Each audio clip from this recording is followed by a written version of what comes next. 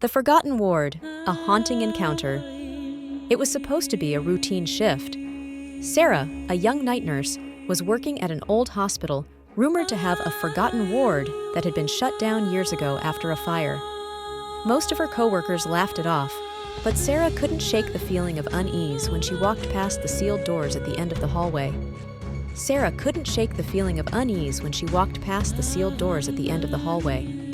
One night, during her rounds, she noticed something strange, a faint light flickering under the door of the forgotten ward. She froze. The ward had no power supply, and no one had access to it. Curiosity got the better of her.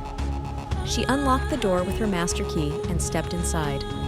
The air was cold, heavy with the smell of burnt wood and chemicals. The walls were blackened with soot, and the faint outlines of abandoned hospital beds and equipment loomed in the darkness. Suddenly, a child's laughter echoed through the ward. Sarah's heart raced as she turned to see a small figure in a hospital gown dart into the shadows. "Hello? Are you lost?" Sarah called, her voice trembling.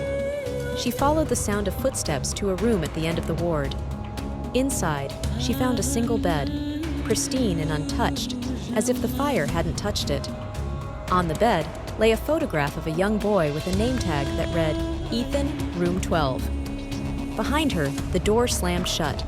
She spun around, only to find the boy standing there, his head tilted.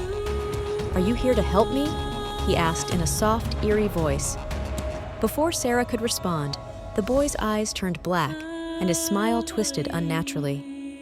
The room seemed to shrink as whispers surrounded her, voices crying out for help, pleading to be saved from the fire that had claimed their lives.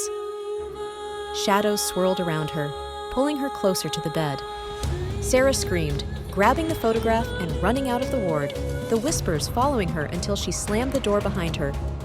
Out of breath, she turned the photo over and saw a date, January 12, 1998. That was the night of the fire. But written beneath the date, in what looked like fresh ink, were the words, "You'll be back."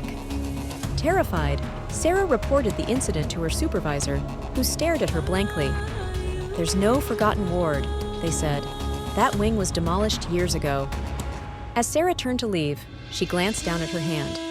The photograph was gone, replaced by a patient bracelet with her name on it and the words "Room 12."